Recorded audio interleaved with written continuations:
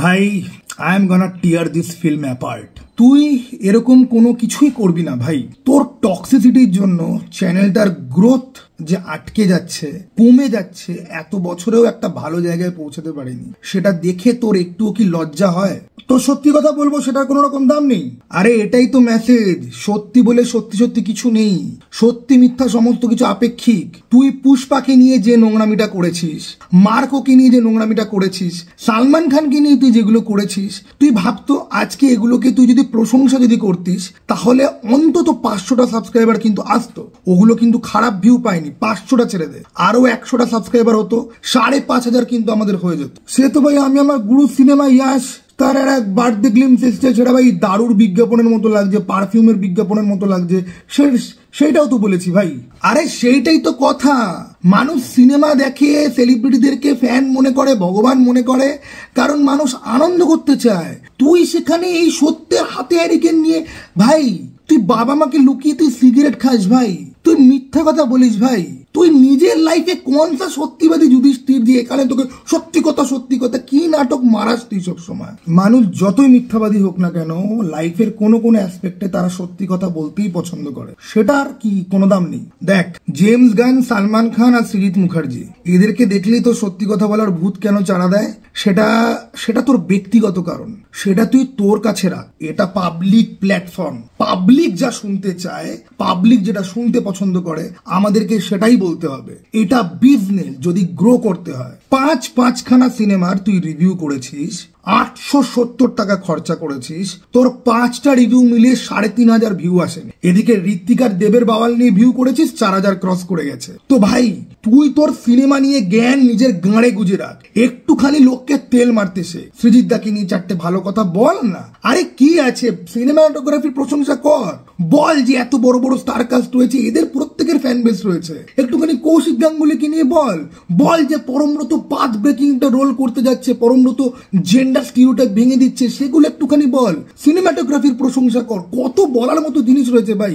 গানটা, ট্রেলারটা কত সুন্দর দেখতে লাগছে, ওটা বল। 12 অ্যাংরি ম্যান ঘরের মধ্যে সাদা কালো, ওদের কাছে রিসোর্স ছিল না বেঞ্চ পেতে তৈরি করা সিনেমা ভাই, সেখানে সৃজিত কত আজকের দিনে আজকের অডিয়েন্সকে অ্যাটেনশন স্প্যান কমে যাচ্ছে, আজকের অডিয়েন্সদের ভালো লাগার জন্য কিরকম গ্র্যান্ড স্কেলে করছে, সেটাকে একটুখানি সম্মান দে, তাহলে দেখবে সৃজিতের কতগুলো ফ্যান তোকে সাবস্ক্রাইব করবে।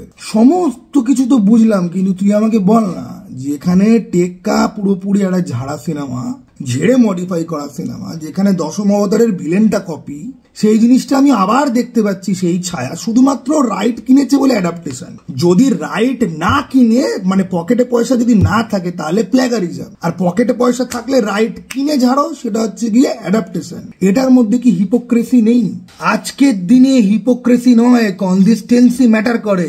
ডিসি নিয়ে প্রমিস করেছিস ভিডিও বানাবি, বানাস না। নীল গেইমানের খবর পড়েছিস কালকে রাত্রিবেলা? হ্যাঁ, এই নিয়ে ভিডিও বানাবো। আরে পিডিএফ ফাইলে সুপারম্যানের ট্রেলারটাকে তুই ভালো বল না, কত লোক আসবে।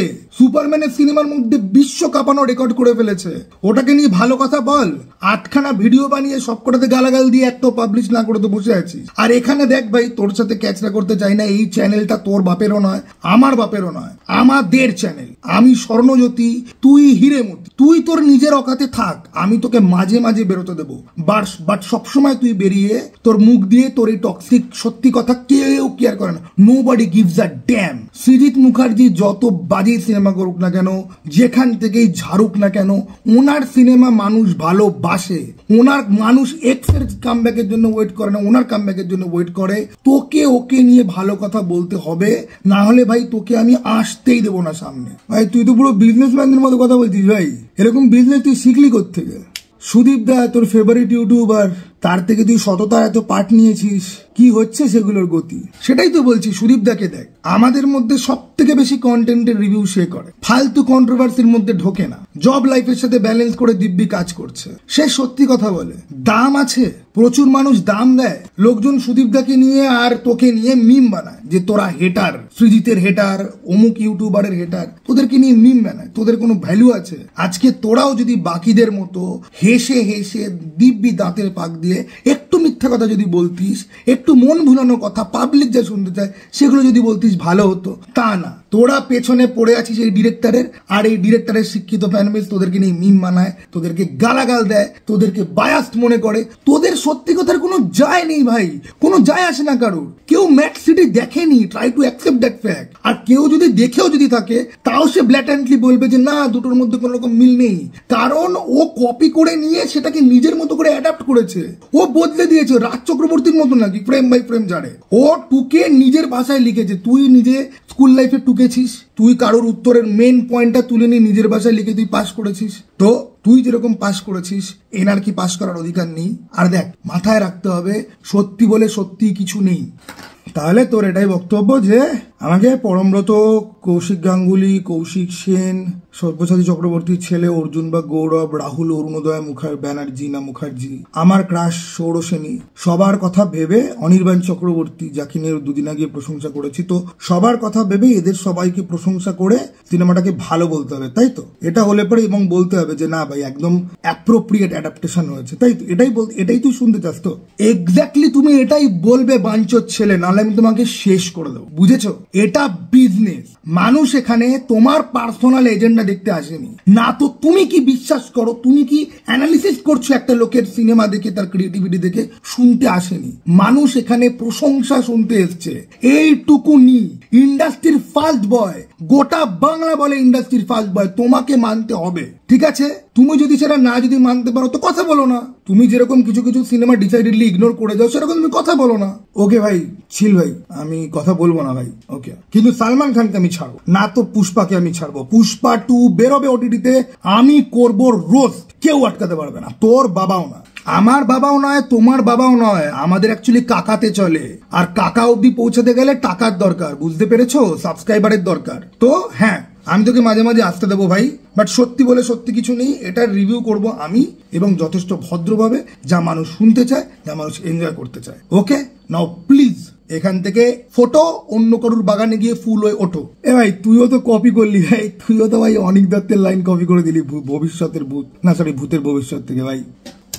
হ্যাঁ, তো অডিয়েন্সের উদ্দেশ্যে আমি এটাই বলতে চাই যে সত্যি বলে সত্যি কিছু নেই। ট্রেলারটা অসাধারণ হয়েছে, এবং যুগোপযোগী অ্যাডাপ্টেশন বলতে যেটা বোঝায় সেটাই হয়েছে। এরকম কোনো ব্যাপার কিন্তু নেই যে এটা কোনো সিনেমা থেকে বা কপি করা হচ্ছে বা কিছু। সৃজিত মুখার্জি ইন্ডাস্ট্রির ফার্স্ট বয়, তো উনি যদি হাগেন সেটাও ভাই ফার্স্ট ক্লাস হাগা। এবং এই সিনেমার ট্রেলারটা দুর্দান্ত হয়েছে, আর পারফরমেন্স, এইরকম পারফরমেন্স হেভি একটা ফিল্ম আপনারা জাস্ট খালি ভাবতে পারছেন না। এখানে RSS কে চাটা হবে, অনির্বাণ চক্রবর্তীর অ্যাঙ্গেল, এখানে আমরা প্রত্যেকটা ক্যারেক্টারের আমরা ব্যাক স্টোরি দেখতে পাবো, যেটা ওই বালেট 12 অ্যাংরি ম্যান কিন্তু করতে পারেনি। আমাদেরকে এটা জিনিসটা বুঝতে হবে, সবাই অনেকে আছে এই হিরেমতি, অবনতি, ঠিক আছে, হিরেমতি, গান্ডুজ্যোতি, এরকম পাবলিক যারা রয়েছে, এরা বোঝে না যে লাইফের মেন পয়েন্টে পৌঁছে গেলে পরে তাদের কোনো রকম এন্টারটেনমেন্ট নেই। তুমি যত বেশি ছড়াবে, 12খানা জুড়ি, তাদের ব্যাক স্টোরিতে যাও, তাদের ট্রমা দেখাও, সেখান থেকে ট্রমা থেকে তাদের কি পার্সোনাল বায়াস আর এজেন্ডা এসছে সেইটা দেখাও, তারপরে তুমি দেখাও যে সেটা তাদের জাজমেন্টকে কিভাবে ক্লাউড করছে, তবে না হচ্ছে গিয়ে মজা। আর সত্যি কথা বলতে গিয়ে কি, যে 12 অ্যাংরি ম্যান বানিয়েছিল সে বেঁচে থাকলে পরে সৃজিতের এই সিনেমার ট্রেলারের অবশ্যই প্রশংসা করতো।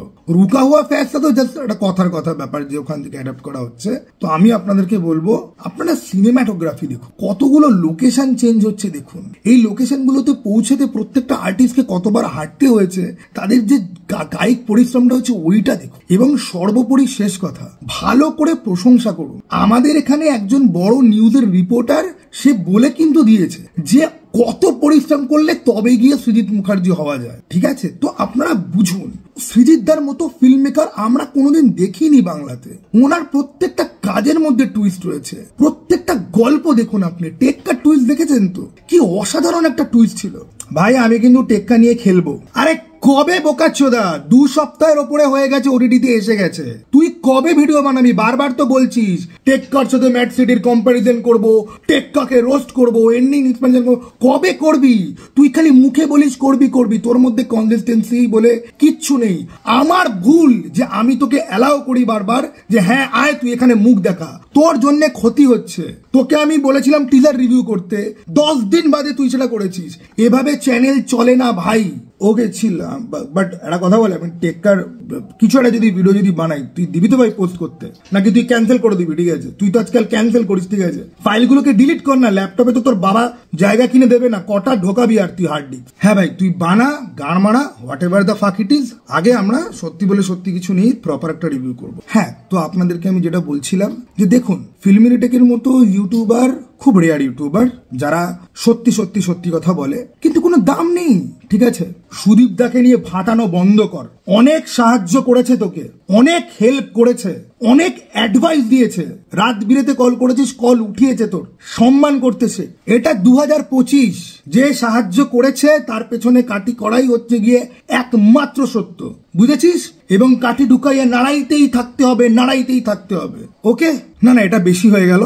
দেখো, আমি একদম মন থেকে বলছি, এক হিন্দিতে রয়েছে শান প্রেসার, যে সমস্ত কিছু বাদ দিয়ে সত্যি কথা বলে এবং প্রচুর খিস্তি খায়, এবং আমি মনে করি না এত সত্যি কথা বলার দরকার আছে। আরেকটা হচ্ছে গিয়ে আমাদের ফিল্মি টেকে সুদীপ দাকে আমি শান প্রেসারের আগে থেকেও দেখছি। সুদীপ দা খুব ভালো একজন মানুষ, কিন্তু সুদীপ দাও কি দরকার আছে? ভালো বলে দাও, ছেড়ে দাও, নিজের যা বক্তব্য নিজের ভেতরে রাখো। তোমার কথা, বিশেষ করে সৃজিতকে নিয়ে তোমার কথা শুনলে পরে লোকে তোমাকেই গালাগাল দেয়, কি দরকার? তুমি ভালো কথা বলো, শুধুমাত্র স্তাবক রাজা যত বলে পারিষদ দলে বলে তার শতগুণ।